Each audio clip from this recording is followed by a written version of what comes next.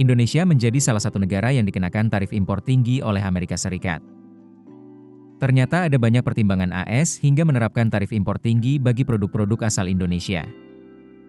Selain larangan ekspor mineral tambang, penerapan sistem pembayaran kris, dan maraknya barang bajakan, AS juga menyoroti sistem insentif yang diberikan kepada petugas bea cukai hingga 50% dari nilai barang yang disita, atau dari nilai bea yang terutang dalam kasus pelanggaran hukum kepabeanan. Keberatan AS atas insentif petugas bea cukai itu tertuang dalam dokumen National Trade Estimate Report on Foreign Trade Barriers of the President of the United States on the Trade Agreement Program yang dirilis oleh United States Trade Representative. Dokumen USTR itu menegaskan bahwa Indonesia harus menghindari pemberian insentif karena berpotensi menimbulkan korupsi dan ketidakpastian, serta kurangnya transparansi yang terkait dengan sistem denda dan insentif bea cukai. Peniadaan insentif ini juga sudah diatur dalam Perjanjian Fasilitas Perdagangan Organisasi Perdagangan Dunia atau World Trade Organization. Indonesia disebut sebagai salah satu dari sedikit mitra dagang utama AS yang masih memiliki sistem insentif tersebut.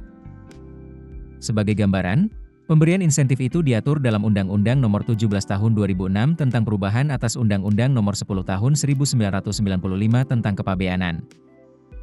Pasal 113D menyebutkan bahwa orang perseorangan, kelompok orang, dan atau unit kerja yang berjasa dalam menangani pelanggaran kepabeanan berhak memperoleh premi.